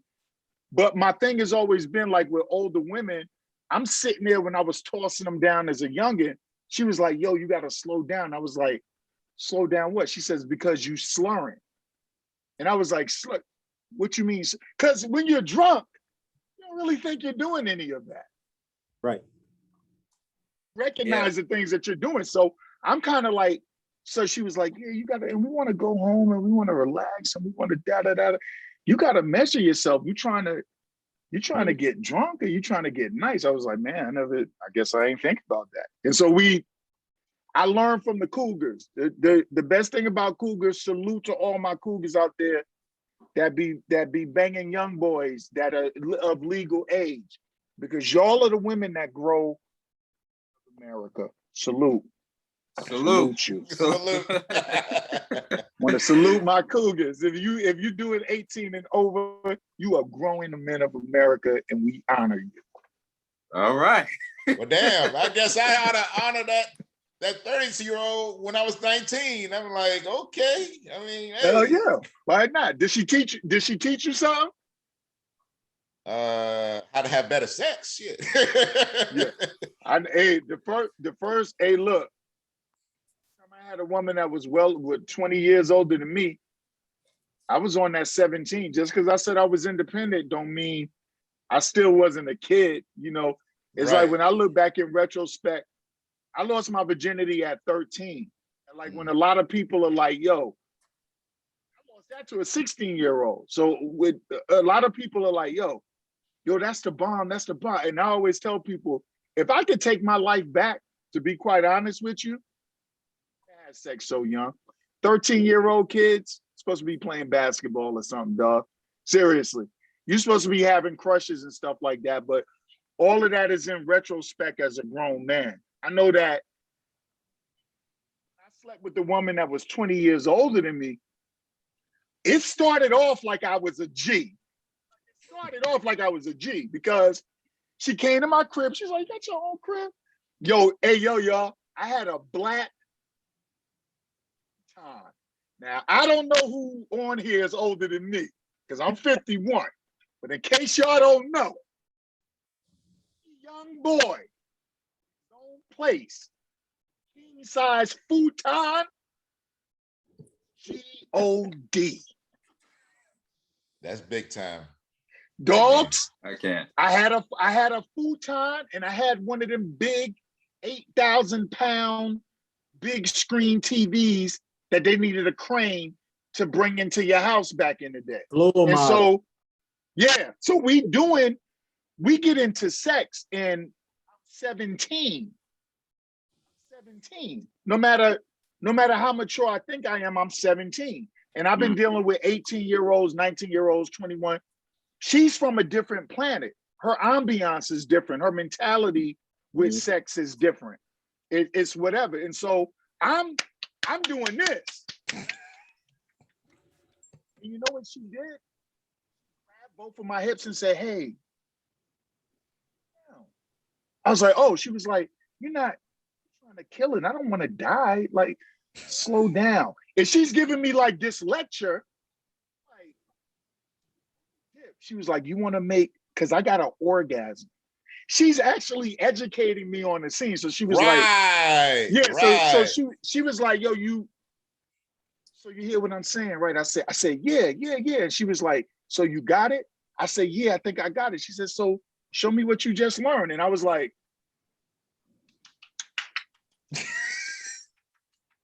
wow. Same thing. I'll figure that out tomorrow, whatever. But over the course of time, taught me how to slow down, foreplay, light bulbs. I'm from that red light bulb era, man. I'm from there. I'm really interested in hearing the female's perspective on everything that's been said thus far. Michelle, I'm interested. Like, let's get into this topic. This is a locker room conversation. I don't know where I could, add any kind of value, but Michelle, I don't know how we got to this point. Yeah, it'd be interesting to know how long you guys had dated or saw each other once you learned the magic and how to slow down and that. Did you guys see each other much longer after that, Jeff? Mr. Moody? For the summer, it was like she's older, so she's manipulating. By the way, my queen, women got locker rooms too. Y'all got locker rooms too. So what I would say is that for her, that's when I learned about manipulation and just being wise, like with dating. It's also when I learned not to be, to answer your question directly, in her mind, it was already had a blueprint for that. It's like, I'm with young boy. I'm seeing an older dude, but I'm with young boy right now. And wherever it go, I'll direct it, because right now I'm just looking at him as the young, energetic guy that I come through, and he never gets tired and whatever. So we saw each other for like half of a summer. We saw each other sporadically, and then the next summer, when I was 18, I had a tremendous mental growth from 17 to 18, maturity growth, like a ridiculous one. And so we bumped into each other again, and we kind of rocked out for the whole summer. But one thing I'll say is that did teach me about, because she did a little more than just the sex thing. Mm-hmm. She was like schooling me just on everything. Like, yo, you calling a woman come over your house and you sleep with her and you tell her it's time to leave, but how does that make you a real one though? Like, yo, don't put the time in. If you're going to treat people like they're disposable, you got to chill, because I don't want to come over your house and have a good time and be forced to leave. It just taught me a lot of maturity. The reason that I say I do respect cougars, even though a lot of it is in jest, anytime that you could get somebody, woman or man, whether it's sexually or in life in itself, anytime somebody could make you slow down and peep scene, understand game, and see life for what it is. You're a 17-year-old kid. Sex to me got a meaning. It's an orgasm. It's for the most part, that's what sex is, because I'm 17, man. I want to do what I do, and I still want to go meet the guys and play basketball later. And I wasn't really into sacrificing the time past what I was interested in. If that makes any sense. Like I'm like, yo, if you over here from 8 to 9, I should be playing ball with the fellas by 9:30. But I didn't understand that you just gotta prioritize. Like Right. you gotta treat people fair. You gotta treat people with respect. And that's probably why I never had a serious fallout with many women, is because I treat everybody really well. And when things dissolve, they always dissolve in a real cool fashion. Cause I'm adverse to like drama, and I don't like people to be hurt when they walk away from me or whatever. Mm-hmm. So to answer your question, it was kind of off and on, but I grew up a lot. Because I will admit, at 17 years old, I was an idiot. I was a true idiot. Literally. I take on that for multiple reasons, man. But to not drag this conversation out, my take is a little different because I learned at 8 with a 24-year-old. Oh, you got raped like I did. You got raped earlier. With a woman 24. You know what I'm saying? So my take a little different when it comes to older men, younger women, older women, younger men. My take a little different. Even though I get where you're coming from. No doubt. It's different avenues to the way that situations like that pan out. But that's a whole other conversation, a whole other podcast. You know what I mean? Yeah, you gotta, hey, King, I'm gonna send you an invite. You got to come on my show for one of the sidebar discussions, man. Yeah, for sure. Definitely with that. Yeah. All right. And just to add to that, I had my first kid 15 to 16, my second 16 to 17. And both of these women were older than me. They both were 20s, 30s. You know what I mean? So my take is definitely different. That's a whole nother convo. That's a big that women really don't like to get into. Facts. Yeah, man. All right. It's the Beat Break Morning Show, the Beat Break Podcast. You're rocking with the best right here on WBS 87 FM Atlanta. Sean Garvey, DJ Roland, the Griff Man, Mr. Moody, and Michelle Dawes-Burt is in the house. Stay tuned in a little while. Michelle Dawes-Burt got the news update at the top of the hour, ladies and gentlemen. And of course, DJ Roland is going to be on the ones and twos for the caffeine and energy drink mix later on the morning show, right here on beatbreakradiofm.com, as well as on thinkingoutloudnetwork.com and on the podcast FM app. All right. So on to the next topic. Of course, everybody has been talking about it, and everybody has been experiencing somewhat of a crisis. If you are a daily commuter, the gas shortage in most of the East Coast areas also affecting the state of Georgia. And combine that with the vaccination. That's, of course, more and more people are getting vaccinated by the day. Companies and celebrities and, just everybody, almost everybody is advocating people to get vaccinated so that we can be at 100% of people getting vaccinated. Some people feel a certain type of way. Like I said earlier, a few days ago, President Joe Biden made an unprecedented speech to millions and millions of Americans, and of course, around the world, that people can now go into stores and restaurants, establishments. If they are vaccinated, they do not have to wear a mask. But for those that have not been vaccinated, have to continue wearing a mask. Some people feel some type of way about that. Others feel like, well, hey, I'm vaccinated, so I'm good. Now, Mr. Moody, of course, he does the Jeff is Moody Show, 3 p.m. to 6 p.m. with DJ Naturel on our platform, Beat Break 87 FM, Reach One Network. A strong advocator when it comes to getting the vaccine. Of course, DJ Roland and Mr. Moody are vaccinated, with the exception of myself, yours truly, Sean Garvey, and the Griff Man. Now, Michelle, let's go over to you, Michelle. Are you fully vaccinated? Yes. You are fully vaccinated? Yes, okay. I am. Yes, I am. And I did it because a couple of reasons. I first waited to see how things were turning out. And, initially everything was for the first responders, right? Really, or people with high risk and that type of thing. And by the time they relaxed the requirements, you know, I had thought about it. My mother is in her late 70s. I want to see my mom up in New York. She, you know, and she got the vaccine, and her twin sister, my aunt, so they got it. So I want to be able to be around them. That was one thing. This past year, my son has been able to be home, right? Virtual learning at home. Well, when they open up the schools in August, I don't know what he's going to be exposed to, what he's going to bring home to me. So that was the second condition or reason why I said, let me get the vaccine. And third, I like to travel, international travel.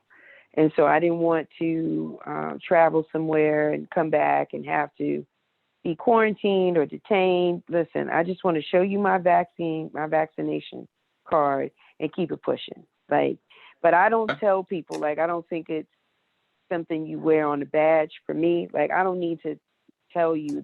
I think it's a personal thing. It's a personal choice. That's like asking if you've been tested for HIV or not. Same thing. It's personal. Whether or not you've gotten the vaccine or not. Everybody has their reasons. There's a lot of people that are practicing holistic remedies and medicine and the way that they eat, the disciplines that they have with the food types of food, and they feel that regimen is going to keep them safe from even catching COVID, or if they do, they feel like they have a higher tolerance or immune system to ward off the symptoms. So there's a lot of people that are in that space that are not going to get the vaccine. So I think we're definitely divided. People have their different reasons, you know, as to why they will or will not get it, but I'm fully vaccinated. Okay. Nicely Go put. next. So Me, let's go over to Griff Man. Let's go over to the Griff Man and find out why he has not gotten vaccinated, and then we'll go to Mr. Moody, and then we'll go to myself. Oh shit. You know what oh shit means when it comes from the Griff Man. Hey, listen. I'm gonna give y'all the disclaimer first, right? Okay. I do not lie. I don't pull no punches. I'm straight to the point. Some people understand it and embrace that. Some people really don't like that. They take it like, you know, I might have an attitude or something. It's not that at all. My truth, I don't try to persuade other people to share the same perspective as me, because I fully understand that my truth is mine, theirs is theirs. The person that says that they're right and the person that says that they're wrong, they're both usually right. The person says that they can, the person that says that they can't, they're both usually right. For me personally, I just don't find validation at this point for me to inject myself with something that the FDA didn't even condone at this point. You know, so for me, I feel like a test dummy. Me and my family have taken the necessary precautions to make sure that we stay safe thus far. We've been successful at that. I don't knock anybody who chooses to get the shot. My mother got the shot, other relatives have the shot. But for me, now just ain't the time. It's not that I'm against it. I'm just not for it for me. If that makes sense. Okay. Yeah, makes perfect sense. There's too many risks. I done seen too many people pass from it thus far. I got relatives that's incarcerated, you know, caught COVID. And because of simple things like their workout regimen in prison, they beat COVID when their cellies were dying. So, you know, my take is not going to be the equivalent of everybody else's. I'm not against people who decide to get the shot. I salute that. I just feel like at this point, for me, it's a no. You know, it's a negative for me at this point. Absolutely. Now, Mr. Moody, I want to go over to you next, because you talked about it a lot on your afternoon show, the Jeff is Moody show, and you had some strong perspectives towards people who. Yeah, go ahead. I'm going to cut you off, but let me say this thing before it slipped my mind. Another level of understanding for me is if you get the vaccination and you can still get COVID after getting vaccinated, what's the point of the shot? Okay. Well, let's find out from Mr. Moody himself. Mr. Moody, go ahead. Okay, so in line with what everybody is saying off and on, because I'm a straight shooter too. I don't really know any other way. Right. I don't have a problem with people that don't get the vaccine. If you listen to what I say, if you listen to me talk a lot, it's anybody that doesn't trust this government, I never trip on that. Right. I'm not tripping. That's like, I understand why people wouldn't run out and they wouldn't go get an injection in their arm. Now, I will say this, the FDA approved, there's a difference between FDA approved and FDA cleared. So that's maybe that's something we can talk about a little later on. But here's what I'll say about the vaccine. I don't trip, be a fool trip. Somebody that looks me in the face and go, yo, dog, don't trust it, don't trust them, ain't doing it. And I'm like, get that. My issue with people doesn't come with the vaccine. My issue with people comes from the selfishness and the ignorance of not understanding that we have a global pandemic, that whether you want to acknowledge it or not, over 500,000 people have died from it. My biggest issue where I start wilding on people, it's the mask. It's not the vaccine. Yeah. Because the thing about the mask is we give each other a fighting chance. All of these diseases that they introduce to us, whether they're man-made or whether they're accidental or whatever the case may be, we have to understand we live for a fighting chance. Like there's nobody that gets up in the morning. None of us will get up tomorrow and go for a fighting chance. There's nothing guaranteed. Because if you had everything guaranteed to you, you wouldn't be worried about a damn thing in your life. No matter where you're going tomorrow to prosper or earn or doing whatever, get hit by a bus, car flip over, whatever the hell, catch a heart attack, catch a stroke, anything can happen. Here's what I'll say about the vaccine on my end. I am a person that does not like vaccines. I have never had a flu shot one day in my life. I don't like people putting stuff in my arm. I don't even like tetanus shots. I don't like none of that. I looked at and I detached my emotion from my reality. Look at the 11 people I know of that died from COVID, and I know it's COVID. I looked at the multiple people that I know personally that are family of mine that almost died from organ failure from COVID. Many of them with underlying conditions. I did the best research I could do. I have family that works for CDC, and CDC, ooh, I got some words for you goofy bastards. But for right now, I did the research I could do, and I realized that as far as taking a vaccine, the effectiveness of a vaccine is going to be, what do we trust? Like, I had an interesting conversation with somebody, right? I was like, he was super duper anti-vaccine, but he was doing unlike we're doing tonight. He was very judgmental of anyone that took the vaccine, because he was like, yo, you're a sheep. I was like, hold on. Do you take a prescription medicine? What does that have to do anything? I was like, just yes or no. Give me a chance. Do you take a prescription medicine? Yeah. For what? Hypertension, cholesterol. Cool. You join in 70% of the population. Yep. Now check this out. If you think that the United States government needed a COVID outbreak to kill you, then you have an overinflated sense of yourself. Because the United States government, they drop little things in your water. The United States government does not need a vaccine to kill anybody. Look at your prescriptions that you're taking to keep your blood pressure down, to keep your cholesterol down, for your anxiety.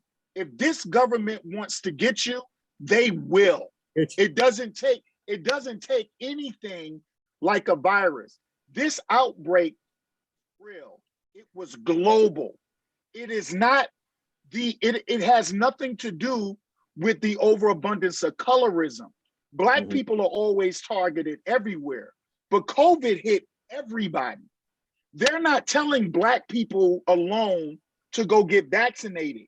They're telling everybody to get vaccinated. So if you and I are going to get wiped out by the government or something like that, they're doing it to us all. So let me say this about the vaccine. Double vaccinated, wife is double vaccinated. My daughter just got her second shot. She's 18 years old. She just got her second shot over this past weekend. What the CDC did, I feel like the president did. So happy to have a different one, but all politics is nonsense to me. All of them is dogs, all of them. So my thing is this: they succumbed to financial pressure, starting to cave in because people are thinking they got it. Do you know what they just did to us actually with this announcement? All of a sudden, the last mandate that was going to be removed was going to be the mask. Mm-hmm. The last thing that was going to be removed. All of a sudden, they get on television and they go, check this out, y'all. You double vaccinated, go live your life. Why did that bam, boom? And you wonder why people don't trust them to put nothing in their arm? How did we go from one extreme to the other extreme so quickly? Here's what they're doing, in my opinion. Nothing but herd immunity, and they're doing it in a more slick way, where when Trump did it, he didn't care if you died. I think that this administration is kind of like, I don't know what else we can do. We can't keep, they are letting us get out here now. They are literally going to let us do herd immunity, and they are going to hope that the vaccine in itself can keep us out of dire consequences with herd immunity. And they should have just said that. If you're not taking the vaccine, trust me, got you. Because Lord knows I sat up there a long time and I was like, B, I can't believe I'm getting ready to go do this. Morty, there's two things I want to attribute to your dialogue. You made some great points. You attaining a vaccine to protect other people is the same reason people like me who choose to digress from the vaccine refuse to go in public without a mask, right? It's respect for you, like you had the respect for me to get vaccinated. And you made another great point regarding things like blood pressure. I was just diagnosed a few weeks ago with stage 2 high blood pressure. They offered me hypertension, right? And Queen spoke about holistic ways of going about taking care of things like that, which is what I did. I didn't take the medicine that the hospital gave me. I chose natural remedies, changing my diet, changing my intake, changing my sugar, removing sodiums, workouts, walking, and shit like that took my blood pressure in a few weeks down from 150 over 90 to 137 over 87. Right? So it's really not about the medicine. It's about your choices, whether it be pertaining to your diet. You have to respect the boundaries of other people. And I think that was a great point you made. You chose to get vaccinated to protect people who feel like I feel. We choose to wear masks consistently to protect people who feel to protect like us. Exactly. And that's what this is about. And like, I got to tell y'all, man, I was in the last week, a week before last, I was in Brunswick, Georgia. Literally, I made a video about it that I didn't post because we were staying at the Embassy Suites, but it's a tiny little city. It's a tiny little city. The population like a couple of thousand people in that particular little city, but they have 100 COVID rate per 7 days. That's a lot when you're just talking about just a couple of thousand people per city. So I would walk around the hotel because I'm a big time walker. I got great blood pressure, but I'm a big time walker. I love walking because I do conference calls. I record when I walk. I do a lot of stuff. And so when I went to Brunswick, it's the most irresponsible place that I've been since COVID because I cut my travel down tremendously, business and pleasure. Right. They don't care. It's Trump flags all over the place and it's da-da-da. And let me tell you something about rebellion. See, what'll kill us all, it's not going to be an intelligent person that doesn't trust the vaccine. We gotta stop vilifying people that don't trust a certain portion of science, because if we start vilifying people that are logical, then we are programmable, like they said. Right. Then we are sheep, like they said. But the mask is one thing that you can't get around. When you travel outside of this country, when you go to China, you go to Japan, when you go to Africa, when you go to certain sections in this world, when people are sick, the village dress up. When you go over to Japan, they have a smog issue. People they walk around with masks. It's just common sense. Right. I don't only want to protect myself. What the government just told us a couple of days ago, they said we're going to depend on the honor system. So you're telling me you're going to depend on the same Americans that flagrantly let you know, I don't give a damn about a mask. I ain't got to wear no mask. I'm an American. I'm a patriot. You taking my rights. This is slavery. Because when your mask becomes slavery, you've completely lost your mind and you politicize everything. Yep. You gotta understand something. There is no honor system in this country. You gotta understand that. Honor is maybe amongst us. Honor is maybe amongst the people that you know. I'm not trusting the Trump supporter to look. How I know if he vaccinated or not? I'm not going out here, yo, I'm double vaccinated. You know what I do with my double vaccinated ass? I put my mask on. I social distance from everybody anyway. What you're saying is the equivalent of trusting a person in a restaurant who makes your food to go in the bathroom and wash their hands. Right. It's the equivalent. I totally understand where you're coming from. There is no, we don't do honor here. We say Blue Lives Matter, but we don't give a fuck about cops, man. Yo, Sean, no disrespect to the white members of the audience, but these white folks don't give a damn about no cop, man. Blue Lives Matter don't even exist. They kill more cops than anybody else annually. And on the planet Earth, white people kill more cops than anybody else. They only care about Blue Lives Matter because of Black Lives Matter. We don't have an honor system. We don't have people that care enough about me. I know Sean Garvey personally. I know Roland. The king, my honor, my pleasure, man. I can't wait to chop it up with you in the future. And the queen can't wait to chop it up with her in the future. But I'm going to look at them just like Sean Garvey or Roland. When I'm around them, me and my double vaccinated ass, I'm going to be protective because I don't want nothing happening to that man. And I don't want nothing happening to that woman. And the fact that she's vaccinated and he's not, he ain't no less intelligent or more intelligent than anybody else. He made a sound decision in his mind that this is not the time. He has evidence to back it up. He has examples to back it up. We made a choice. He made a choice. One day, he may wake up and go, you know what? This is something I could do. Because I've been doing everything the right way anyway. He may never wake up to that reality. And let me tell you something. If anybody supports you, King, it's going to be me. I'm still sitting here saying to myself, yo, I took this shot and I just realized that they hustled me. Maybe not, the virus is real. They just gave me a shot in my arm and they just came from left field and they just said, oh yeah, we changed everything, y'all. If you double vaccinated, go hang with a bunch of unvaccinated people because they're on an honor code and they'll let you know if they vaccinated or not. Go hang with them, drink, smoke, da-da-da. When you smoke or you vape or you do anything, just to let you know, the only time that virus travels farther than your saliva, smoke. Smoke travels farther than saliva. The virus attaches to the smoke.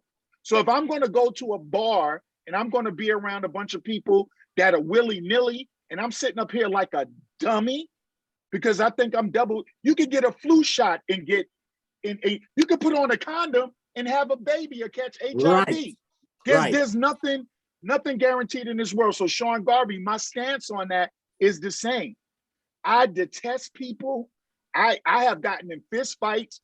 Sean, I don't know if you know about me in the knockout in Kroger's over the dude that took his mask off and tried to cough in my face. And I was like, see, now I got to wash you because you shouldn't have did that because I wasn't doing anything for you to do no shit like that. I mean, I detest you if you don't care about your fellow man. But if you don't want to take that vaccine, anybody is like, yo, you messing it all up. No, you're not.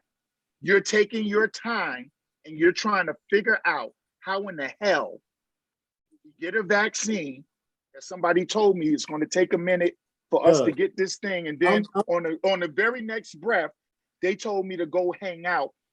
I look at people that don't have that vaccine right now with a logical state of mind, like I still wear my mask.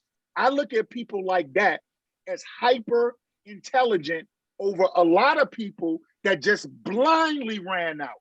No research, nothing. Just blindly ran out and took a needle in your arm, ain't read shit, ain't look at nothing. I'm so I feel about that. Adamant about my health and the well-being of the people around me, as well as the people that I care about, that I'll put on a mask knowing that I'm not vaccinated, go into a venue or, you know, a place of business and see a bunch of people in there who obviously might be, you know, in there with no mask because they double vaccinated. I won't go in with a mask on my face. If this is a comfortable space for you, respectfully, I'll allow you to do what you're doing. I'll come back another time. I'll come back another time. Facts. So that's that. Sean Garvey, one more thing. If I can tell it super duper quick, you should have known this was going to be a part 1 and part 2 when you got these people on the phone, especially the long-winded 3 to 6 hosts of yours. But let me tell y'all a quick story about a COVID guy. He was an associate of mine. Can't say he was a friend or anything, but he's a human life. He was a good guy. The things we didn't agree on are irrelevant. I'm talking to him on the phone one day about a contract. And we're sitting on the phone and he had hypertension, about 70 pounds overweight. He was in the ATL clubs since COVID, never stopped. No mask, no nothing, just went about his business doing this thing, didn't believe. And he was like, yo, we straight. So I'm talking to him on the phone one day. I'm giving you the super short version. Talking to him on the phone. And all of a sudden he's talking to me and he's like, yeah, man, like the only thing I don't agree with you is the baba da. And I was like, say that again. I hear what you said. And he was like, yo, I just don't because I can't do because I was like, yo, dogs, I know he's a heavy drinker. And I was like, yo, what you sipping on, man? And he was like, I got I said, hey, yo, bro, real quick, where's your wife at? Because I just talked to you. We've been talking for about 7 minutes. I heard your wife's voice. Go get your wife. He was like, why I got the and I was like, yo, my dude, you're having a stroke. You're having a stroke. I'm talking to you on the phone and I recognize you're having a stroke. It's about 20 minutes from me. So I don't know his wife's number and whatever. So I'm like, all I hear is this. I'm like, hello. Get him. Put my cell phone up, jumped in the car, whip across town in 20 minutes in about 12 minutes flat. Get to his house, I'm beating on his door. His wife knows me, but not like that. I go brushing past her. Like, what the hell are you doing? She called the cops on me. This is a couple of months. This is about 5 months ago. I run down to the basement. I said, something's wrong. She runs down behind me. He's face first on the floor. He's falling straight on his face. He's bust his nose open and everything. We call 911. They come. Nobody is thinking COVID at this time. They come and get him. He goes to the hospital. He dies 4 days later. And it's proven because they had all his he was doing something properly until COVID came and all his numbers jumped through the roof. Now you can say whatever you say. People say, well, they're going to the hospital and they injecting them and they counting everything for COVID. Listen, bruh, I ain't got all that time for that. I got time for that, man. Make a decision, do what you think you're gonna do. Here's what happened to him. He had a massive heart attack and a stroke at the same time. By the time they got him to the hospital, he was already fried.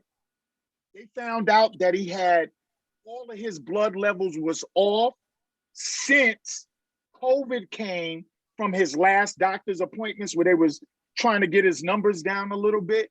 He caught COVID.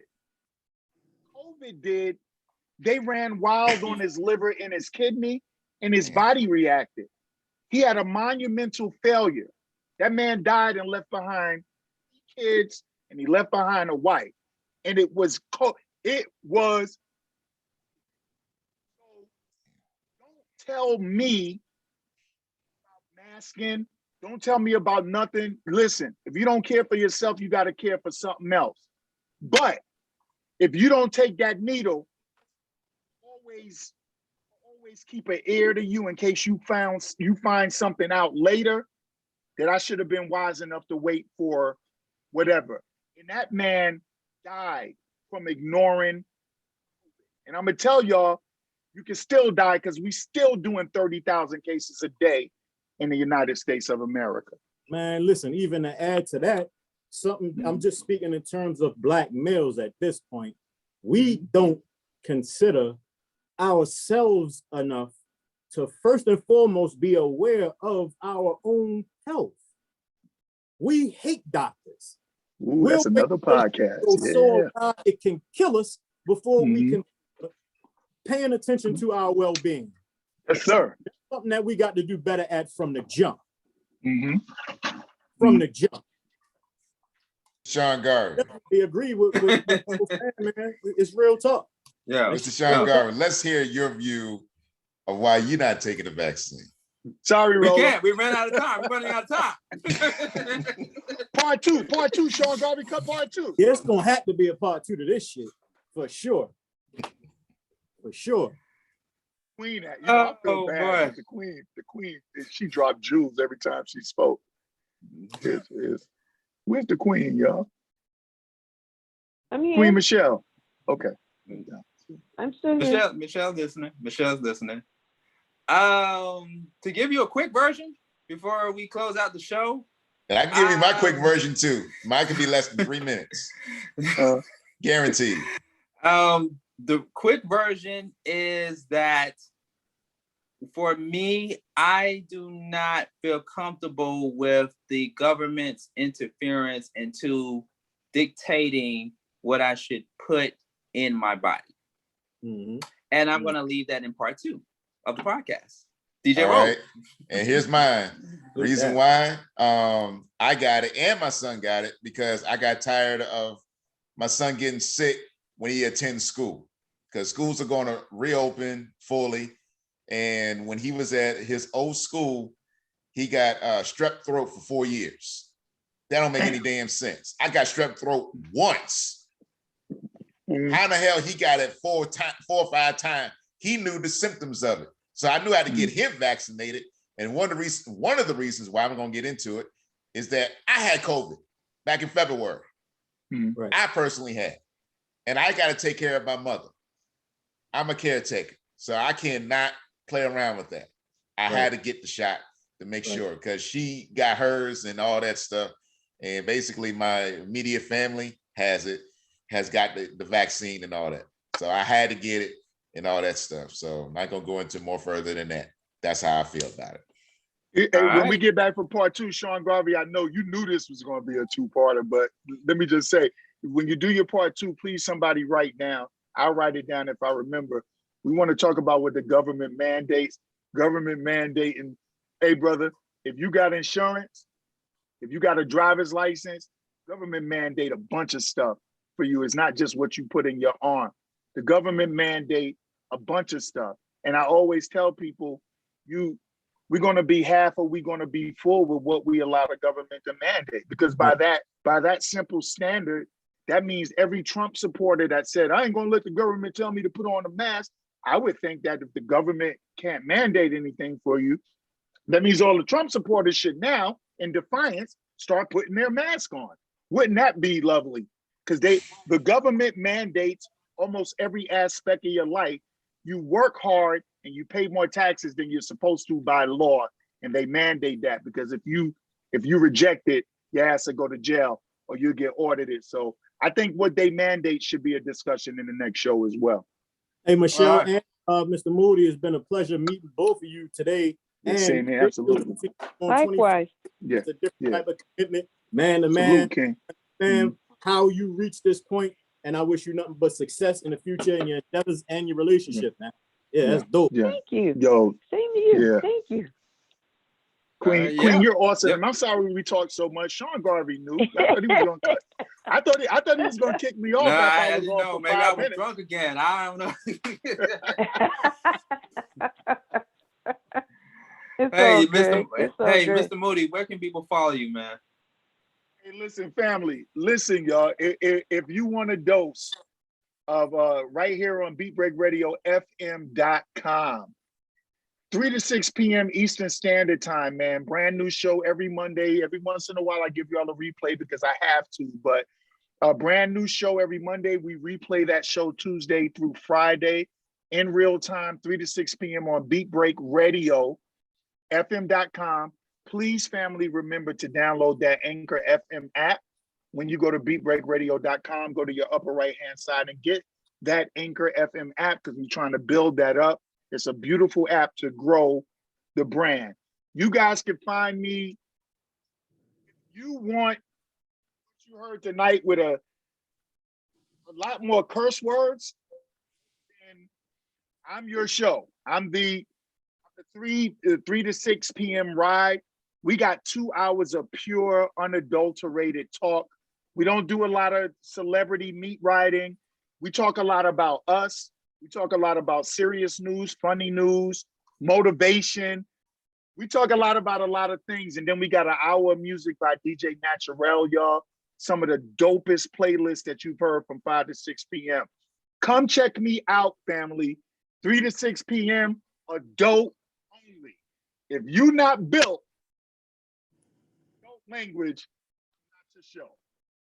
Sometimes, not even my own show. So y'all gotta understand.